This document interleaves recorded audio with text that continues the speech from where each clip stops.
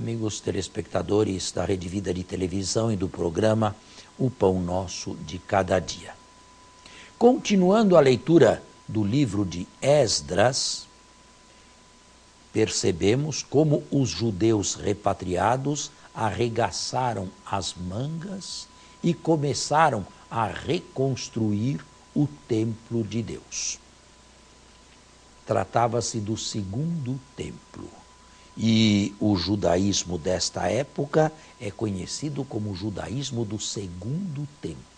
E este segundo templo, depois de ter passado por uma reforma radical em período herodiano, entre o final do primeiro século antes do cristianismo e o início da nossa era, se esteve em pé até o ano 70 do primeiro século, quando foi destruído pelos romanos.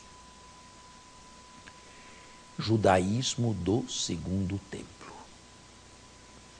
Eles trabalharam com afinco, os alicerces foram colocados em 520 e 5 anos mais tarde, em 515, o templo foi novamente aberto e consagrado.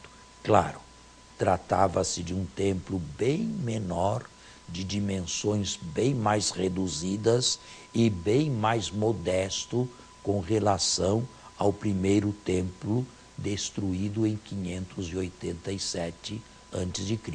Os exilados e repatriados não possuíam recursos para coisa melhor. Fizeram o que puderam.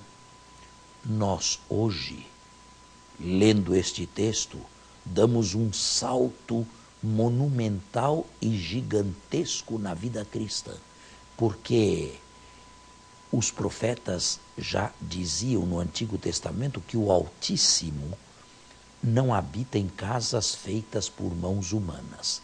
E, de fato, Deus prefere habitar em corações vivos do que habitar uma casa construída de pedras frias. Estes templos de Deus são, em primeiro lugar, a comunidade cristã que os apóstolos foram edificando. E estavam convencidos de tal maneira que esta comunidade cristã, na sua vivacidade, na sua responsabilidade, era o templo preferido de Deus, que começaram a chamar os responsáveis por ela de colunas. Assim como os templos antigos possuíam colunas de mármore, a comunidade cristã viva possuía suas colunas, só que eram colunas vivas. Paulo se refere a 3 dessas colunas: Pedro, Tiago e João. Eles tinham consciência de estar formando a verdadeira igreja de Deus.